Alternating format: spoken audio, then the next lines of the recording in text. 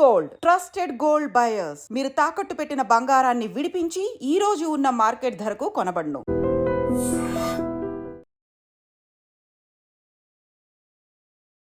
నమస్కారం, welcome to I dream. ధర్మ మార్గం విత్ విజిత కార్యక్రమానికి స్వాగతం.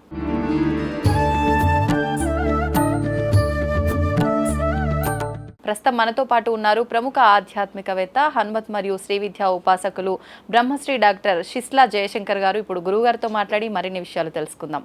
నమస్కారం గురువుగారు.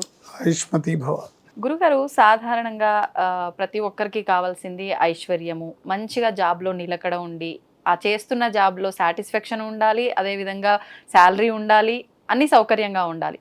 కొంతమంది ఏళ్ల తరబడి ఉద్యోగం చేస్తూనే ఉంటారు, అలాగే ఉద్యోగాలు మారుతూ ఉంటారు, తగిన శాలరీ ఉండదు, హార్డ్ వర్క్ ఉంటుంది, గుర్తింపు ఉండదు, ఎంత పనిచేసినా కూడా సంపద కూడా తగినంత రాదు, వచ్చింది నిలవదు, ఇలా రకరకాలుగా ఇబ్బంది పడుతూ ఉంటారు. అంటే మొత్తానికి ఏదేమైనా ఐశ్వర్యం అనేది ఉండట్లేదు, రావట్లేదు, ఇవన్నీ ఇబ్బందులు.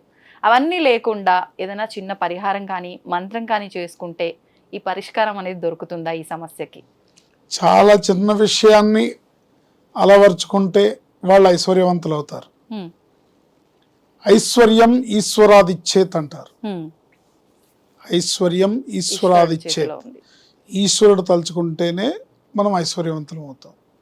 సో జీవితంలో చాలామంది బాధపడుతూ ఉంటారు, జీవితంలో ఎదుగు బొదుగు లేకుండా ఉంది, ఈ వ్యాపారం చేసాము, ఆ వ్యాపారంకి వెళ్ళాము, మళ్ళీ అది మార్చాము, ఈ ఉద్యోగం చేసాము, ఆ ఉద్యోగం చేసాము, ఎన్ని ప్రయత్నాలు చేసినా మా కుటుంబం ఒక ఉన్నత స్థానంలోకి రావట్లేదు, ఐశ్వర్యం ఎప్పటికప్పుడు వచ్చినట్టుగా ఏదో ఆ నెలకి సరిపోతుంది తప్ప మేము ఏదన్నా కొంత సంపద సృష్టించుకుందాం అంటే అవ్వట్లేదు అంటే ఈశ్వర అనుగ్రహం లోపించింది అని అనుకోవాలి. మనకు కావాల్సింది, ఆ మనుషులు మనం అలవర్చుకోవాల్సింది ఏంటంటే ఈశ్వర కృప కావాలి, ఈశ్వరుడి యందు భక్తి కావాలి. కానీ గురువుగారు, ప్రతి ఒక్కరూ ఐశ్వర్య ప్రాప్తి అంటే లక్ష్మీ అమ్మవారిని ఆరాధిస్తుంటారు కదా, కానీ చేయాల్సింది ఈశ్వరుడి ఆరాధన. ఈశ్వరుడు ఐశ్వర్యం ఈశ్వరాదిచ్చేత్. లక్ష్మీ అమ్మవారికి ఈశ్వరుడికి తేడా లేదు. ఓకే, మీకు ఇక్కడ అంటే మన ఆధ్యాత్మికంగా మనం తెలుసుకోవాల్సిన విషయం ఏంటంటే విష్ణుమూర్తికి ఆడవేషం వేస్తే అమ్మవారు, లక్ష్మీదేవికి మగవేషం వేస్తే శివుడు. ఓకే, సో పరమేశ్వరుడు విష్ణుమూర్తి పక్కన లక్ష్మీదేవి అంశతో ఉంటాడు. శివుడు పక్కన ఉన్న అమ్మవారు విష్ణుమూర్తి అంశ. అంటే వీరు ఎక్కడున్నా అభేదం ఉంటారు, భేదం లేదు. పార్వతీ పరమేశ్వరులకు అభేదం, లక్ష్మీనారాయణులకు అభేదం, శివకేశవులకు అభేదం, కానీ భక్తులకి మాత్రం భేదాభిప్రాయాలు ఉంటాయి. సో కావాల్సింది ఏంటంటే ఎవరైనా సరే ఐశ్వర్యాన్ని పొందాలి, మీ జీవితంలో అభివృద్ధి సాధించాలి అంటే ఖచ్చితంగా మీరు పెంపొందించుకోవాల్సింది శివభక్తి. అంటే శివభక్తి లేని వాళ్ళ దగ్గర ఐశ్వర్యం లేదా అంటే వాళ్ళు గత జన్మలో చేసుకున్న పుణ్యకర్మల ఆధారంగా ఈ జన్మలో ఐశ్వర్యం పరమేశ్వరుడు ఇచ్చి ఉండొచ్చు. పరమేశ్వరుడు నా భక్తుడైతేనే ఐశ్వర్యాన్ని ఇస్తానని అన్నాడు కదా. ఎవరికైనా సరే వాళ్ళ కర్మలను బట్టి వాళ్ళకి ఇస్తాడు. వాళ్ళు గత జన్మలో చేసుకున్న కర్మలను బట్టి ఇచ్చి ఉండొచ్చు. కానీ ఈ జన్మలో మనం కావాలనే తాపత్రయం మనకైతే ఎప్పుడైతే ఉందో, లేదు కానీ కావాలనే తాపత్రయం ఉందో, అది కేవలం ఈశ్వరుడి యందు భక్తితోనే, శివభక్తితోనే సాధ్యపడుతుంది. జనరల్గా పెద్దవాళ్ళు పూర్వకాలంలో మునులు, ఋషులు కానీ లేదా బాగా చదువుకున్న వాళ్ళు కానీ, ఉపాసకులు కానీ జనరల్గా ఏదన్నా వాళ్ళ కోపం వస్తే శపిస్తారు కదా.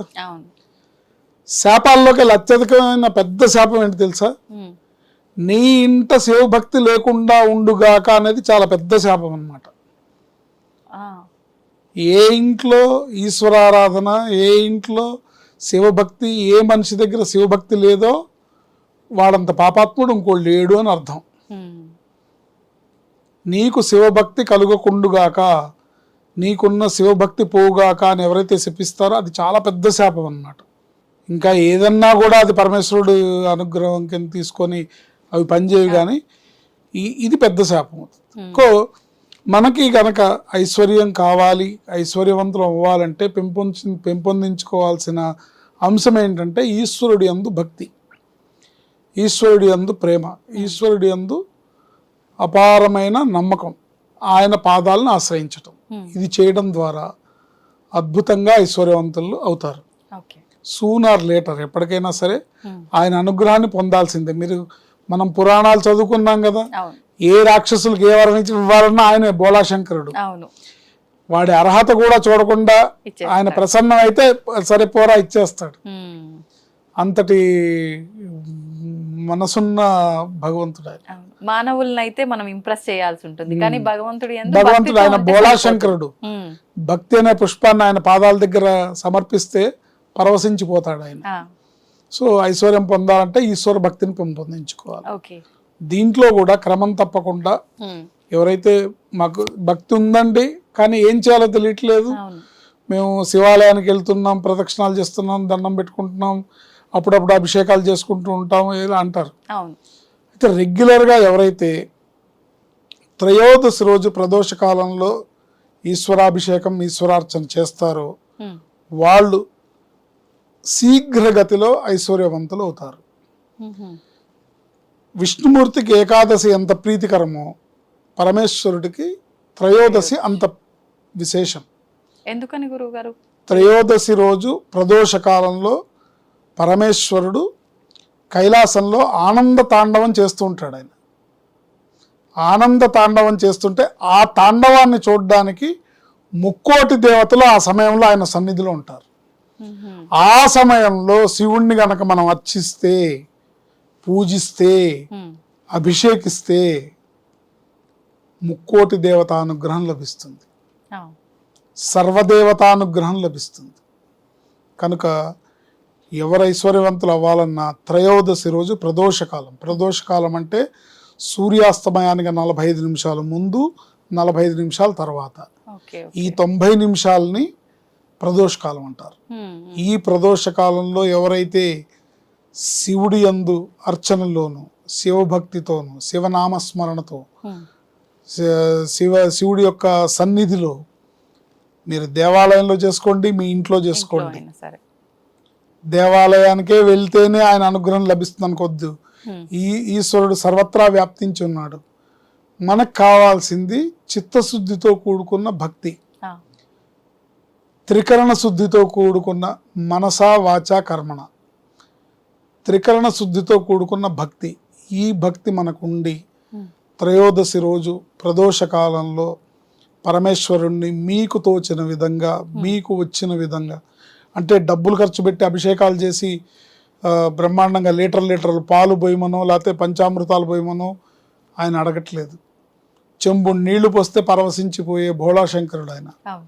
అలా అని నీ దగ్గర ఉన్నా కూడా నువ్వు చెంబు నీళ్లే పోసి నువ్వు సంతోషించు స్వామి అంటే కకృతి చూపిస్తే మనం ఎంత ఇస్తే అంతే వస్తుంది. అదే స్తోమత ఎంత ఉందో ఆ రకంగా మనం లోభత్వం చూపించకుండా మన దగ్గర ఉన్నదాన్ని మన శక్తి కొలది త్రయోదశి రోజు ప్రదోష కాలంలో సాయంత్రం పూట సుమారుగా 4:45 5 గంటల నుంచి లేదా 5:05 నుంచి 7:30 లోపు శివుడికి అభిషేకము, పూజ, అర్చన తగు విధంగా చేసుకొని, ఇంకా మీకు బయట వేరే బ్రాహ్మణ్ణి పెట్టుకొని అభిషేకం చేయించుకోలేను నేను సొంతంగా చేసుకోవాలనుకుంటున్నానంటే కనుక చక్కటి మంత్రం కూడా చెప్తాను ఐశ్వర్య ప్రాప్తికి.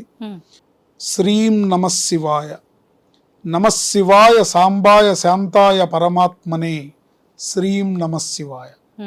ఈ మంత్రంతోని ఈ గంటన్నర సమయం కూడా మీరు ఈశ్వరుణ్ణి అభిషేకము, పూజ, అర్చన చేసుకొని ఆయన భక్తి పారవస్యంలో మీరు మునిగి తేలితే అతి శీఘ్రగతిన ఐశ్వర్యవంతులు అవుతారని చెప్పడంలో ఎటువంటి సందేహం లేదు. ఈ త్రయోదశి నెలలో 2 సార్లు వస్తుంది. శుద్ధ త్రయోదశి, బహుళ త్రయోదశి. పౌర్ణమికి ముందు వచ్చే త్రయోదశి, అమావాస్య ముందు వచ్చే త్రయోదశి, 2 విశేషమే. 2 విశేషమే, 2 సార్లు చేసుకోవాలి. ఇప్పుడు ఏకాదశి వ్రతం 2 ఏకాదశులకు ఉంటారు కదా, అట్లాగా త్రయోదశి వ్రతాన్ని ఆచరించి ఎవరైతే ఈశ్వర భక్తిని పెంపొందించుకొని నమశివాయ సాంబాయ శాంతాయ పరమాత్మనే శ్రీం నమశివాయ, శ్రీం నమశివాయ, నమశివాయ సాంబాయ శాంతాయ పరమాత్మనే శ్రీం నమశివాయ అనే మంత్రంతో స్వామిని అర్చించుకుంటే అతి శీఘ్రగతిన ఐశ్వర్యాన్ని పొందే అవకాశం ఆ కుటుంబానికి ఉంటుంది. ఓకే. పైగా ఈశ్వరుడిచ్చే ఐశ్వర్యాన్ని ఎవరు మళ్ళీ వెనక్కి కూడా తీసుకోలేరు. ఎవరు తీసుకోగలుగుతారంటే నువ్వు చేసే పాపకర్మలే తీసుకోగలవు తప్ప వేరెవరు తీసుకోలేరు. ఓకే. ఓకే. నువ్వు పాపం చేసి ఆ పాపకర్మల వల్ల పోవాల్సిందే తప్ప ఆ పరమేశ్వర భక్తిని అలా కాపాడుకుంటూ ముందుకెళ్తే మీ వంశం మొత్తం తరిస్తుంది, వంశం మొత్తం ఐశ్వర్యవంతులు అవుతారు.